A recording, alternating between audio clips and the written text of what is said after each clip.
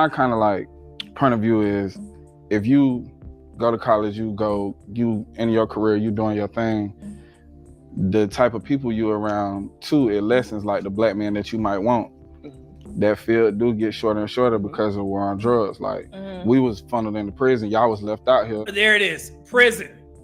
Bro, this shit is old, man. That field do get shorter and shorter because of war on drugs. Like we was funneled into prison, y'all was left out here, and y'all figured it out. Like my mom. Yeah, you wrong for doing that.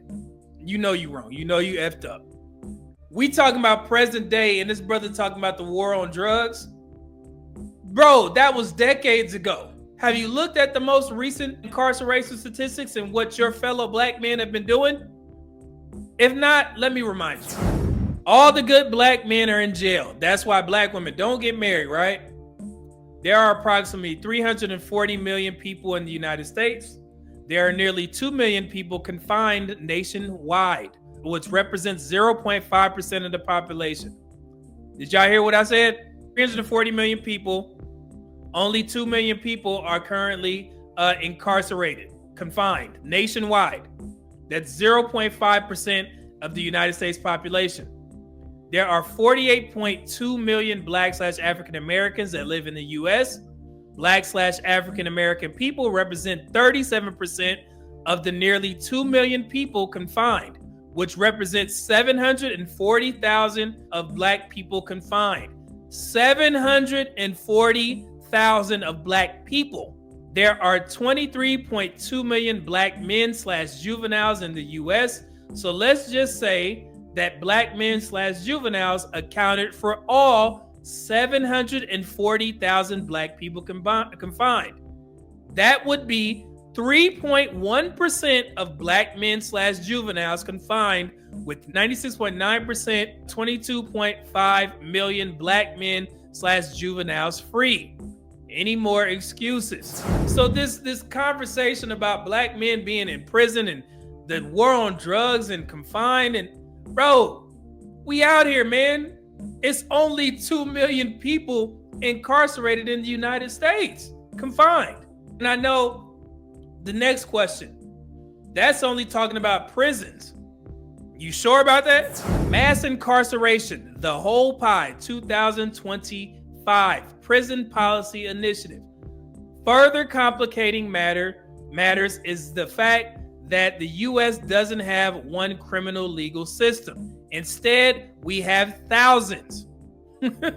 Federal, state, local, and tribal systems. Together, these systems hold nearly 2 million people in 1,566 state prisons, 98 federal prisons, 1,277 juvenile correctional facilities, 133 immigration detention facilities, and 80 Indian country jails, as well as in military prisons, civil commitment centers, state psychiatric hospitals, and prisons in the U.S. territories, at a system-wide cost of at least $182 billion each year.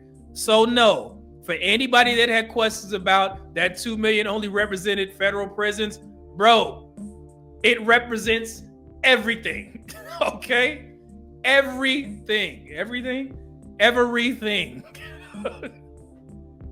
We're not done. 1 in 5, ending racial inequity in incarceration, the Sentencing Project.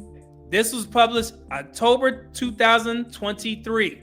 Why haven't we heard the black community talk about this? Things that make you go, 1 in 5 black men born in 2001 is likely to experience imprisonment within their lifetime, a decline from 1 in 3 for those born in 1981.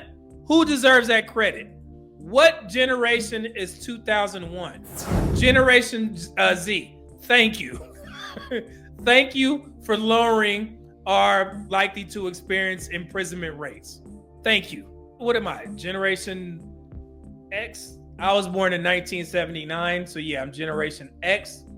And then Generation Z, 1997 to 2012. So thank you, Generation Z, for lowering our likelihood of imprisonment from 1 in 3 to 1 in 5. Now ask yourself, guys, that's very important. Why haven't we heard anybody in the black community talk about this? Why haven't we heard anybody in the black community talk about the incarceration rates for black men? Or the black community, 740,000.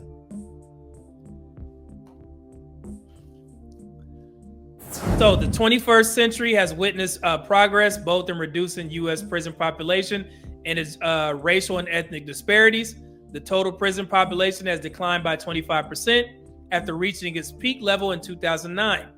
While all major racial ethnic groups experienced decarceration, the black prison population has downsized the most. The number of imprisoned black Americans decreased 39% since its peak in 2002. Despite this progress, imprisonment levels remain too high nationwide, particularly for black Americans, and I agree. However, let's not gloss over the fact that our imprisonment rates decreased by 39%. These trends have led scholars to declare a generational shift in the lifetime likelihood of imprisonment for black men. This risk has fallen from a staggering 1 in 3 for those born in 1981 to a still troubling 1 in 5 for black men born in 2001. Black women have experienced the sharpest decline in their imprisonment rate, falling by 70% between 2000 to 2021. So congratulations, black women. My God. Nobody's talked about this shit. That's crazy, right?